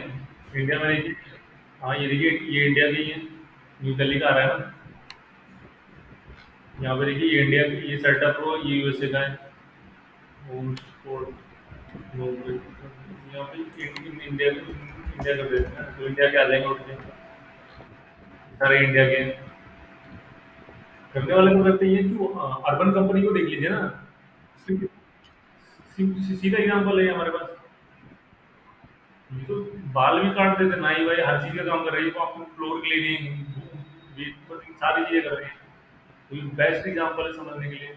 और अच्छा खासा तो ये भी देखिए ना कि ये अच्छा खासा कमा रहे हैं। तो हमारे ऊपर डिपेंड करता है कि देखिए हर चीज के ना दो पहलू होते हैं, हेड और टेल होता ही होता है, हर चीज का होता है। ठीक है। अब सोचने वाले ये भी सोचेंगे यार, मैं बाल काटता हूँ, मैं अपने बिजनेस को कैसे ऑनलाइन ले जाऊँ, ये छोटा मोटा है भाई। लोग ले जा चुके हैं, वो अच्छे खासे रेवेन्यू जनरेट कर रहे हैं। आपने नहीं किया तो मतलब आप पीछे हो। वही है कि दो इंसान दो तरह के होते हैं, या तो एक सोचते रहो या फिर आप कर ले जाओ। अगर आपको सोचना ही है ना, आप कुछ करके सोचो हमेशा। तो वो जो सोचोगे ना, वो हमेशा इंप्रूवमेंट करने पे होगी, बजाय इसके कि मैं कैसे स्टार्ट करूँ। तो अर्बन कंपनी बेस्ट एग्जाम्पल है, इसमें ऐसी कौन सी चीज है जो सर्विस नहीं दे रहा है ना। एग्जाम्पल हर जगह है, बस लेने वाले चाहिए। एग्जाम्पल हर जगह बिखरे पड़े हैं। ये बेस्ट एग्जांपल ये इंडिया में देखिए देख रहे हैं। अब मैंने बताया था उस टाइम भी, इसको थ्री पैक लिस्टिंग कहते हैं। अब बेसिकली अगर कोई सर्विस दे रहा है तो जाहिर सी बात है, दो लोग ना दो ही जगह जाके सर्च करेंगे। पहला, लोग गूगल पे सर्च करेंगे जैसे मैंने अभी करा सर्च। ठीक है। दूसरा, लोग ना मैप के ऊपर जाके सर्च करेंगे। अगर मान लीजिए कोई बंदा ऑनलाइन सर्विस लेने में इंटरेस्टेड नहीं है, वो ये सोचता है कि मैं यार दुकान पे जाकर डायरेक्ट बात करूंगा, लेकिन उसे पता ही नहीं है दुकान मेरे आसपास क्या है, तो वो कहाँ पे जाकर ढूंढेगा। गूगल मैप खोलेगा वो सीधा छूट पे, और मैप पे वो सर्च करेगा, वो शॉप देखेगा, और वो बाइक उठा के चला जाएगा वहाँ पे सीधा बात करने, है ना। तो इसलिए जो जब कोई प्रोजेक्ट लोकल होता है तो उसको यहाँ पर रैंक करवाना उस प्रोजेक्ट को बहुत इंपॉर्टेंट हो जाता है। हमेशा अगर आपकी वेबसाइट टॉप 10 में रैंक कर रही है या टॉप 5 में रैंक कर रही है, तो यहाँ से भी अच्छी खासी सेल्स जनरेट हो जाती है। तो उसको हम लोकल एसईओ कहते हैं कि गूगल माई बिजनेस पे रैंक करवाना। रैंक कर ऐसे ही नहीं हो जाता, ये पहले नंबर पे रैंक करें ऐसे ही नहीं आ गया। इसकी भी स्ट्रेटेजीज होती है अपनी, जो हम लोकल एसईओ करेंगे तब सीखेंगे। जो ये आपकी वेबसाइट है, इनकी ये ऑनलाइन ही होगा ये सारा, मतलब ये सारा जो भी सेल्स वील है ये सारी ऑनलाइन है ना। स्टोर, कोई स्टोर तो नहीं होगा ना आपका। अच्छा, मैन्युफैक्चरिंग यूनिट है। अच्छा।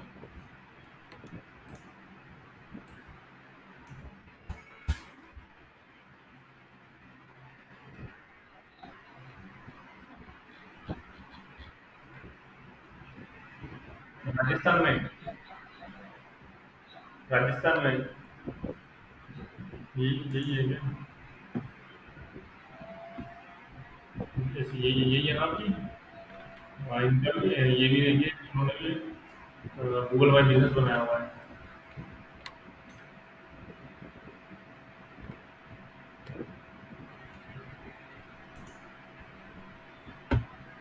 मैं हम ही ये भी सीखेंगे कैसे कर सकते हैं इसको, और अच्छे से कैसे रैंक करवा सकते हैं। मुझे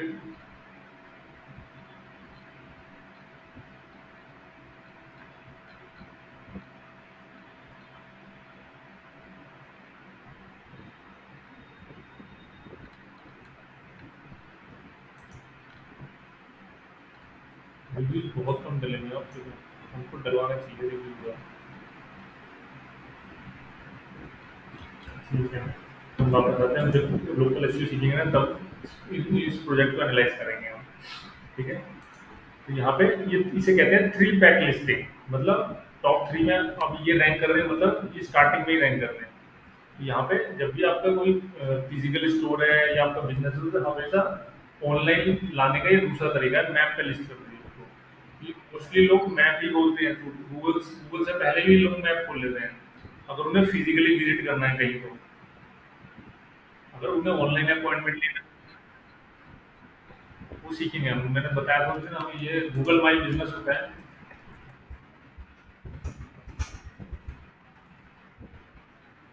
हाँ, ये यहाँ पे जाके हमें अपना प्रोफाइल क्रिएट करना पड़ता है, सारी डिटेल्स फीड करेंगे, वो हो जाता है। ठीक है, यहाँ तक हो गया हमारा। ठीक है, तो इसलिए इम्पोर्टेंट हो जाता है। अब इसके बाद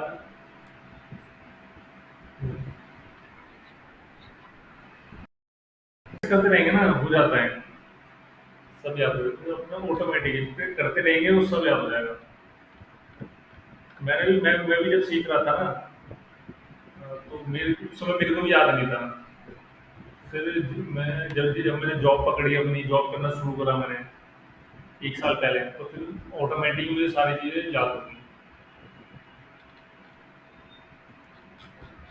ये एक्टिविटीज जैसे जैसे करती रहेंगे ना, सब आपको याद होता जाएगा। ठीक है, फिर अब चैलेंजेस क्या आते हैं किसी भी, ये कॉमन है चैलेंजेस, ये हर प्रोजेक्ट में आएंगे ही आएंगे। मतलब ऑन पेज, ठीक है, इस H1 H2 Meta title Meta description ये सब हम पढ़ेंगे, ये सब होते क्या है।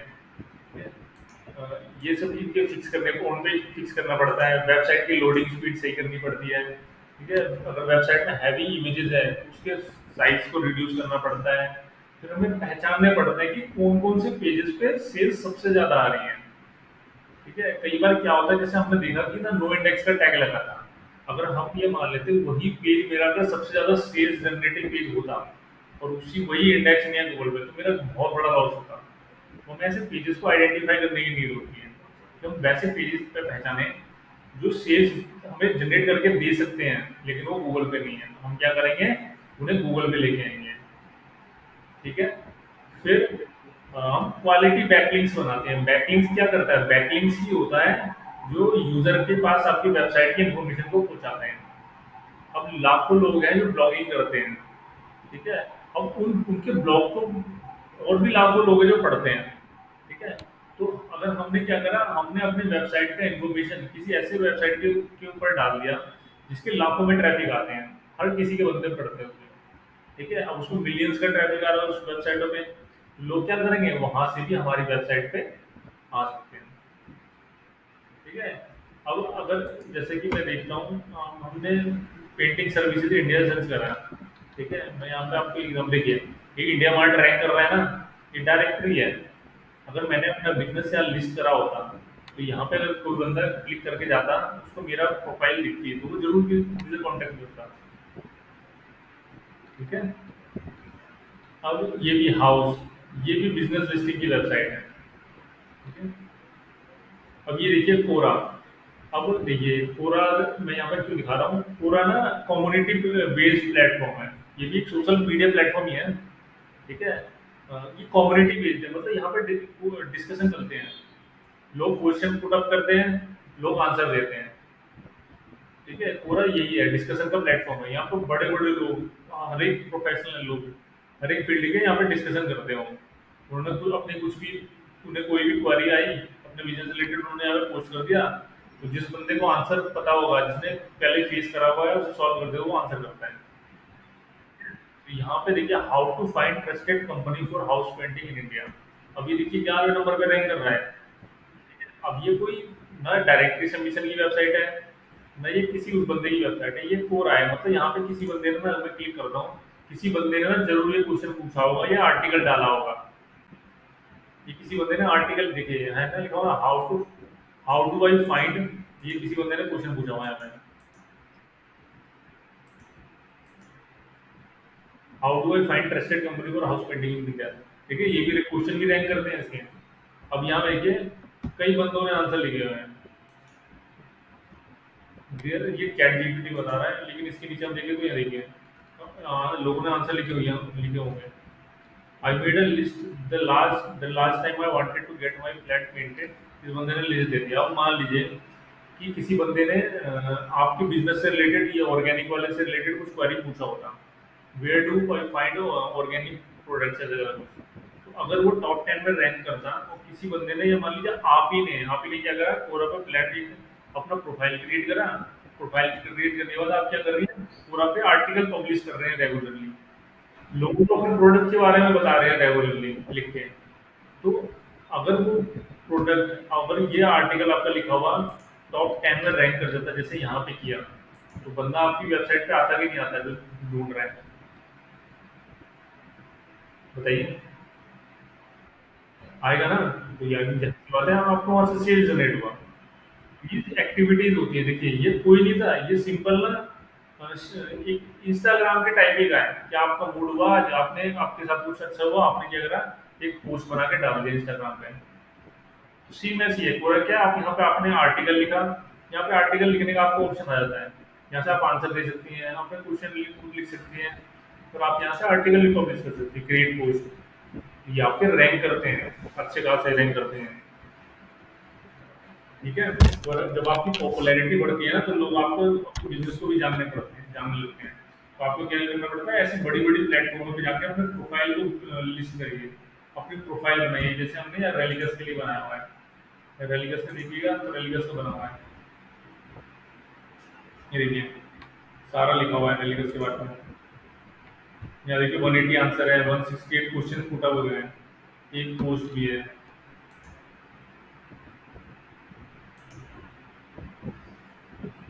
देखिए इतने व्यूज डेली आते हैं। अगर इतने व्यूज में से 10 जने भी जेन्युइन निकले ना, जिन्हें मेरी सर्विसेज की नीड है, तो वो कांटेक्ट करेंगे ही करेंगे। ठीक है, यहाँ देखिए हमने ये लिखा है, इसको 332 जनों ने देखा, इसको 162 जनों ने देखा, 163। ये सारे व्यूज इतने बंदे देख रहे हैं, ये प्रूफ है कि हमारा कंटेंट लिखे हुए बंदे देखते हैं और पढ़ते हैं। इसीलिए चाहे ब्लॉगिंग हो, सोशल मीडिया प्लेटफॉर्म पे ये इंगेजमेंट हो, ये सब बैकलिंक के अंदर में काउंट होते हैं। ठीक है, लोग पढ़ते हैं, लोग व्यू करते हैं और रिएक्ट भी करते हैं, और वहां से लीड्स भी जनरेट अच्छी खासी होती है।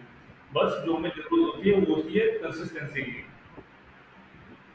ठीक है, तो ये स्ट्रेटेजी हमने एमजीपी पेंटिंग के लिए भी जनरेट करा। हमने जितने भी वो सारे फिक्स करे, हमने इसके लिए अच्छा कंटेंट लिखा, क्वालिटी बैकलिंक्स बनाया है, ऐसे प्लेटफॉर्म में जाकर, ऐसे प्लेटफॉर्म्स पे जा जाकर हमने उसके बैकलिंक्स बनाए हैं।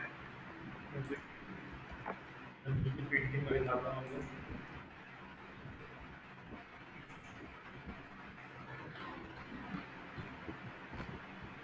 ये देखिए येल्प एमजीपी पेंटिंग का है। ठीक है, लोकल फीवर, ये भी बिजनेस लिस्टिंग वेबसाइट है, यहाँ पर भी है। मीडियम मीडियम ब्लॉगिंग वेबसाइट है, यहाँ पे आप ना कंटेंट अपना पब्लिश कर सकती हैं। इसका मीडियम भी रैंक कर रहा है। देखिए सारे अलग अलग प्लेटफॉर्म पे जाके हमने इसके बैकलिंक्स बनाए हैं। इशू की बैकलिंक सोशल शेयरिंग प्लेटफॉर्म्स हैं, मतलब जैसे रेडिट हो गया, कोरा हो गया, ये सारे कम्युनिटी बेस्ड प्लेटफॉर्म है। यहाँ पे लोग आते हैं पढ़ने, मिलियंस लोग आते हैं यहाँ पे पढ़ने। हमें लगता है कि नहीं आता कोई। ठीक है, आपको अगर आप ही को शायद ही 4 प्लेटफॉर्म के नाम नहीं पता होंगे, इंस्टाग्राम, फेसबुक, इन सब के अलावा। अगर मैं आपसे पूछूं तो कोरा पता था पहले आपको,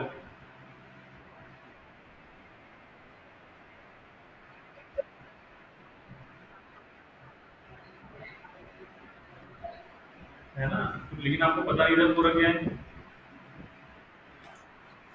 हाँ, क्योंकि पूरा बहुत इफेक्टिव अगर आप पूरा पे अच्छे से काम करते हैं ना पूरा और एडिट पे, तो फिर बहुत पॉपुलैरिटी बढ़ सकती है। एक टाइम था, मेरे को अभी टाइम नहीं मिला जब मैं पूरा पे काम करता था ना, तो मेरे उस पे डेली 16 से 20 हज़ार बंदे आते थे मेरे मेरे प्रोफाइल के ऊपर।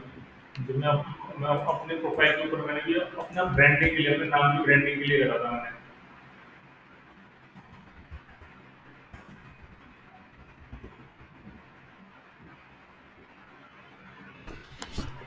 ये अब तो मुझे टाइम ही नहीं मिलता, तो मैंने फिर उस पर काम करना ही बंद कर दिया। यही यहीं पे कंसिस्टेंसी में काम आती है। मेरा मोनेटाइजेशन के लिए अप्रूव हो गया था पूरा। अब 400 इतने लोग रह गए हैं।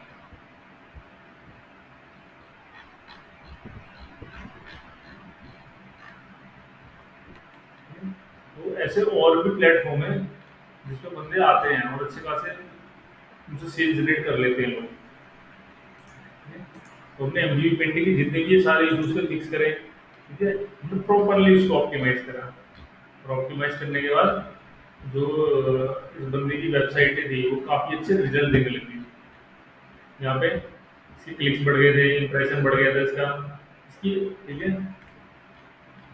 अब ये सारे इश्यू जब हम देखेंगे ना, हम फिक्स करेंगे, हम जब पढ़ेंगे, तो उस टाइम ये सारे प्रैक्टिकली करके ही देखेंगे। इसकी वेबसाइट की लोडिंग की स्पीड जब हमने इमेज में साइज रिड्यूस कर दिया, तो उसका 2.6 सेकंड इसकी लोडिंग स्पीड आ गई थी, काफ़ी इम्प्रूव हो गई थी पहले से। फिर इसके कीवर्ड्स भी अच्छे खासे रैंक करने लगे थे। इसके अराउंड 766 कीवर्ड रैंक करने लगे थे इसके। और बहुत इम्प्रूवमेंट, इसकी लोकल विजिबिलिटी बढ़ गई थी। इसे किसी भी कीवर्ड पे हम सर्च करते थे ना, इसकी हमेशा पहले नंबर पे इसकी जीएमवी रैंक करती थी। और अगर पहले नंबर पे जीएमवी रैंक कर रही है ना, तो बहुत अच्छा काम किया हुआ है आपने, और अच्छी खासी सेल जनरेट होगी, तो खासकर ऐसे लोकल प्रोजेक्ट्स में। ठीक है, यहाँ तो कोई डाउट आपको? ठीक है। फिर इसी तरह एक और प्रोजेक्ट था हमारा अमेरिलिस्ट। अब ये प्रोजेक्ट का थोड़ा नेचर अलग है।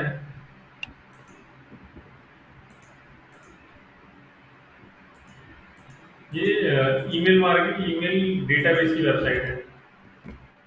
ईमेल का डेटाबेस प्रोवाइड करता है, डेटाबेस प्रोवाइड करता है किसी भी चीज़ का। ये भी यूएसए में बेस्ड है।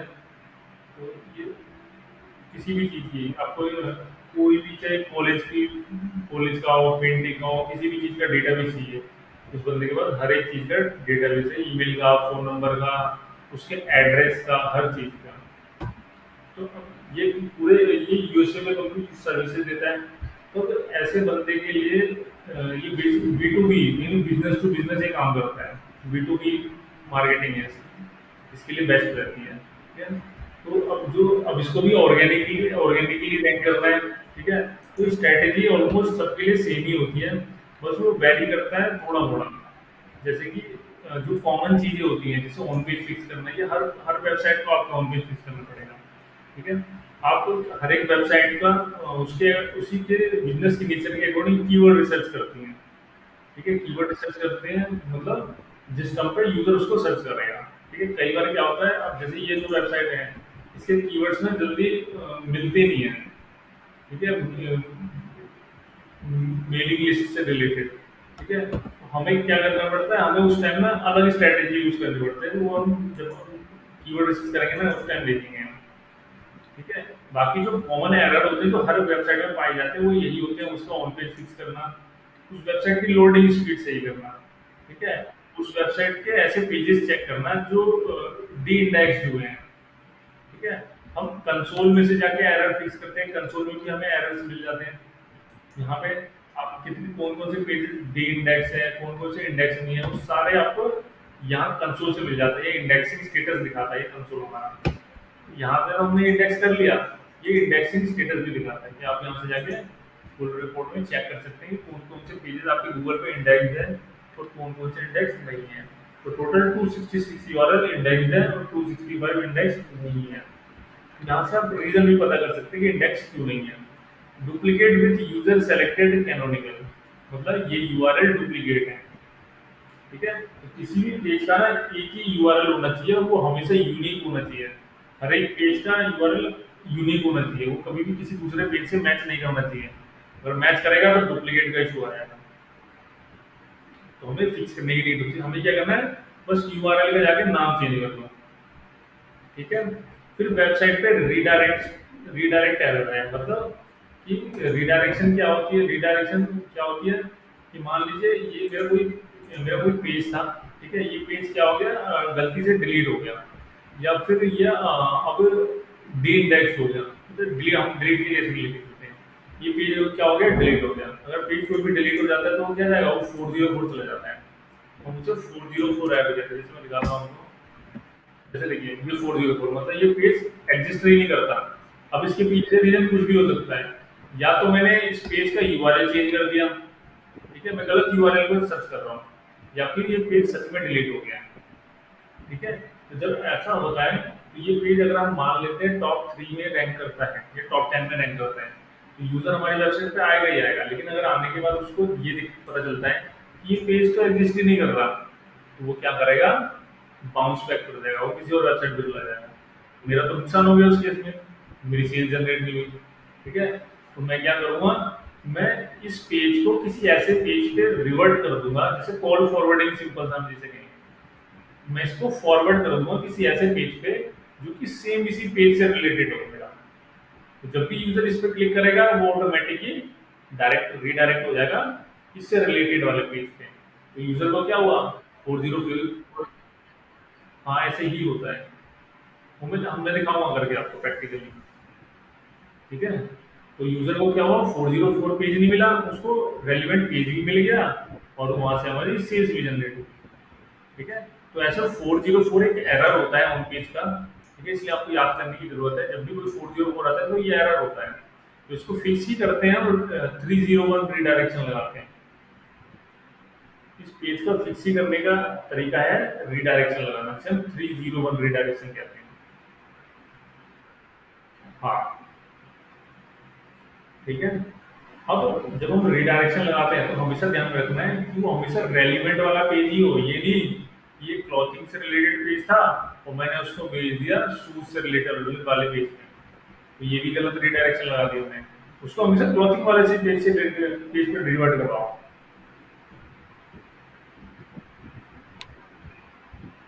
ठीक है? फिर अब दूसरी चीज हमें जो ध्यान में रखना है कि हमें याद रखना है कि हमारी वेबसाइट पर ज़्यादा रिडायरेक्शन ना लगे। अगर ज़्यादा रिडायरेक्शन हमने लगा दी तो वो भी फिर हमें दिक्कत करती है। कैसे? वो वेबसाइट की लोडिंग स्पीड बढ़ा देगी, वेबसाइट आपकी टाइम लेगी फिर लोड होने में। तो इसलिए हमें जब रिडायरेक्शन लगाते हैं तो हमें कोशिश करना है रिडायरेक्शन कम हो हमारे पेज पे, हमारी वेबसाइट में। ठीक है? लेकिन अगर कोई चारा नहीं है तो हम फिर रिडायरेक्शन लगाते हैं। ठीक है? फिर करेंटली क्रॉल्ड और crawled currently not index. Google ने क्या करा है, हमने रिक्वेस्ट सबमिट करा, गूगल ने क्रॉल भी कर लिया है, लेकिन उसने बस इंडेक्स नहीं करा। इंडेक्स करना मतलब उसने लाइव नहीं करा मेरे पेज को। तो अब इसके पीछे बहुत सारे रीजन हो सकते हैं। एक रीजन है कि क्या होता है जब गूगल क्रॉल करता है तो उसका भी ना अपना बजट होता है, लिमिटेड बजट होता है, वो लिमिटेड नंबर ऑफ पेजेस को ही क्रॉल करता है। ठीक है? तो वो मैक्सिमम 15 पेजेस को क्रॉल कर सकता है। ठीक है? 15 से भी कुछ छोड़ सकता है वो। ठीक है? उसका एक तो अपना लिमिटेड बजट होता है, limited number of URL crawl करेगा एक दिन में, और एक पर्टिकुलर टाइम तक ही करेगा वो। मान लीजिए वो 5 मिनट तक ही क्रॉल करेगा आपकी वेबसाइट को, और वो 5 मिनट में 15 में से अगर वो 5 यूआरएल ही क्रॉल कर पाया और उसका वो 5 मिनट खत्म हो गया तो वो क्या करेगा, बाकी को छोड़ देगा वो। तो ये एरर वही होता है कि उसने क्रॉल तो करा, लेकिन कुछ इशू हो गया, या तो उसका टाइम खत्म हो गया, या फिर आपने ज्यादा यूआरएल दे दिए थे, तो इसलिए उसने इंडेक्स नहीं करा। आगे समझ में? ये हाँ कोई कोई नहीं, कॉम्प्लिकेटेड लगेंगे ना, तो हम ना उस टाइम उस दिन छोटी क्लास रखेंगे। ठीक है? टेक्निकल टाइम पे, ताकि आपको समझने में थोड़ा टाइम लगे। ठीक है? अभी ऑन पेज है, एसईओ थोड़ा टेक्निकल ही है, सारा एसईओ पूरा टेक्निकली खेल है, और टेक्निकल के बाद ही सारा इम्प्लीमेंटेशन आता है। वैसे आपको टेक्निकली बनानी पड़ेगी, स्ट्रेटेजी बनानी ही पड़ेगी। तो अब ये लास्ट चीज़ें समझ लेते हैं, इसके बाद आगे आपको ये समझने का वो मिल जाए। मैं इसकी स्क्रीनशॉट भी दे दूंगा आपको। ठीक है, इन एरर्स की मैं स्क्रीनशॉट दे देता हूँ आपको, ताकि आपको ध्यान में रहे। ठीक है, ये कुछ इशूज होते हैं कंसोल में।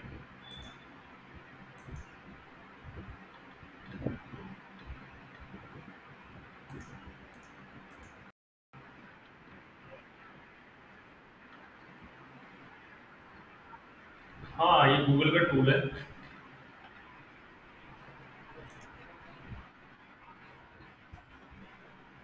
हाँ, ठीक है। हाँ, नहीं मतलब क्या बोला आपने, फिर से बोलिए ना।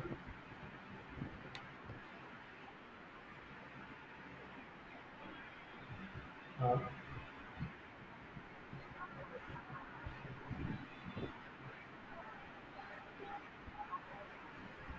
ये जो मेन टूल है ना, हाँ, ये वन ऑफ द पॉइंट है, ओनली पॉइंट नहीं है।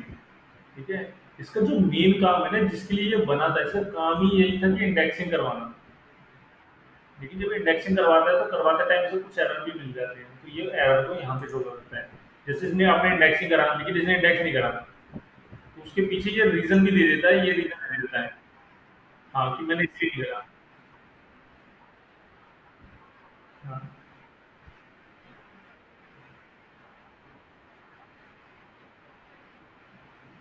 इसी-